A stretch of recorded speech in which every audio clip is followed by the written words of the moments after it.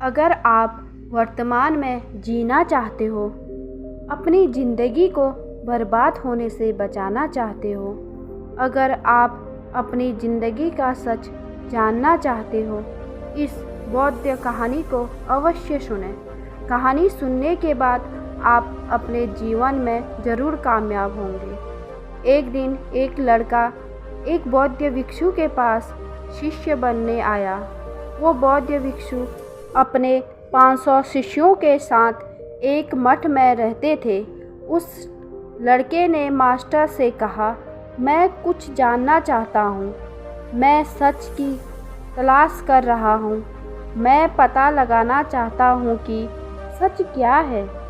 Master ने उसी वक्त देखा और कहा, अगर तुम सच जानना चाहते हो तो तुम्हें अपना पूरा जीवन दांव पर लगाना होगा। सच को जानने में तुम्हारा पूरा जीवन लग सकता है, पर फिर भी इस बात की कोई गारंटी नहीं है कि जीवन काल में तुम्हें सच का पता लगेगा नहीं। क्या तुम इसके लिए तैयार हो? शिष्य ने कहा, मैं यहाँ पीछे मुड़ने के लिए नहीं आया हूँ, मैं इसके लिए तैयार हूँ। गुरु ने कहा, अगर ऐसा है तो एक काम करो, इस मठ में 500 भिक्षु हैं, तुम उनके लिए चावल कूटने का काम करो। बस सुबह से शाम तक चावल कूटते रहो। जब तुम थक जाओ तो सोने चले जाओ और फिर अगली सुबह उठकर चावल कूटना शुरू कर दो। इसके अलावा कुछ और मत करना, किसी और चीज़ के बारे में मत सोचना। बस इस रास्ते पर चलते रहना, फिर दोबारा मेरे पास मत आना। ज़रूरत पड़ने पर मैं खुद तुम्हारे पास आ जाऊंगा। उस लड़के ने गुरु का आदेश का पालन करते हुए चावल कूटना शुरू कर दिया। उस मठ में 500 शिष्य थे। उन सभी को समय समय पर भोजन की आवश्यकता पड़ती थी, इसलिए वह सुबह जल्दी उठ जाता और देर रात तक चावल कूटता रहता। जब वो थक जाता तो उसी कमरे में सो जाता जहां वह चावल कूटता था। किसी से बात नहीं करता था और ना ही कोई उसके पास बात करने आता था। कुछ महीनों तक चावल कूटते हुए उसके मन में पुराने विचार आते रहे, लेकिन जब उन विचारों को कोई नया विषय नहीं मिला तो अपने आप ही मिट गए। धीरे धीरे उसके मन में विचार कम होने लगे। कुछ सालों के बाद तो वो अपना नाम तक भूल गया। वह हमेशा चुप रहता और विचारहीन अवस्था में बस चावल कूटता रहता। उसने ना तो कभी ध्यान किया था और ना ही कभी कोई शास्त्र पढ़ा था। मठ के बाकी शिष्य उसे मूर्ख समझते थे। ऐसा करते हुए 12 साल बीत गए। 12 साल के बाद एक मास्टर ने घोषणा की, अब मेरा आखिरी समय आ गया है। अब मुझे अपना उत्तराधिकारी चुनना है, जो मेरे बाद इस मठ का मुखिया होगा। इसलिए मेरा कोई भी शिष्य जिसे लगता है कि उसे आत्म साक्षात्कार हो गया और उसने खुद को जान लिया है, तो रात को मेरे दरवाजे के पास आकर इस दीवार पर कुछ पंक्तियाँ लिखें, जिसमें उसके जीवन के सारे अनुभव समाया होगा। कई शिष्यों ने ऐसा करने के बारे में सोचा। मठ के प्रमुख शिष्यों में से एक ने वहां जाकर कुछ पंक्तियां लिखी। उसे बौद्ध धर्मों ग्रंथों का बहुत ज्ञान था। सभी शिष्यों को लगता था कि वो ही इस मठ का उत्तराधिकारी बन सकता है।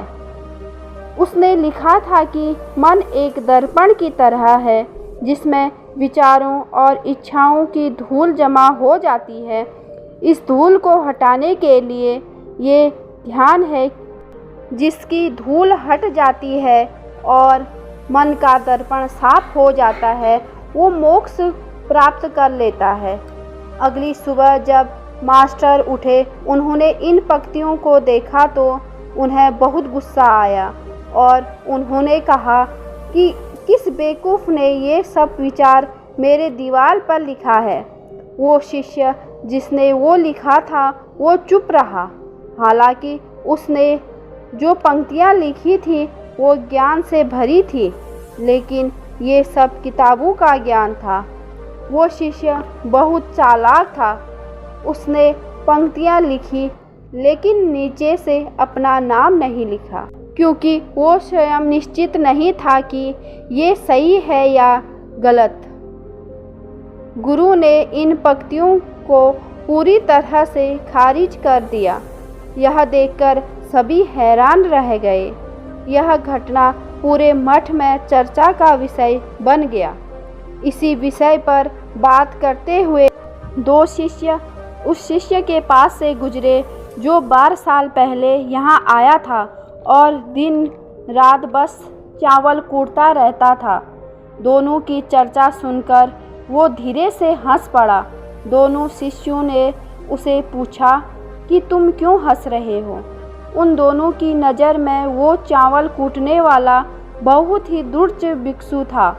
किसी ने भी उसे ना तो कभी ध्यान करते हुए देखा था और ना ही कभी शास्त्र पढ़ते देखा था। हर कोई उसे मूर्ख समझता था जो बस चावल कूटना जानता था। उस मठ में बहुत बड़े विद्वान थे, लेकिन उस चावल कूटने वाले को किसी से कोई मतलब नहीं था। इसलिए वो दोनों शिष्य उसको मुस्कुराता हुआ देखकर चकित रह गए। उन्होंने फिर उससे पूछा, तुम क्यों हंस रहे हो? उसने जवाब दिया, मैं इसलिए हंस रहा हूँ क्योंकि मास्टर सही बोल रहे हैं। ये सब पंक्तियाँ कचरा हैं जिनका कोई मूल्य नहीं है।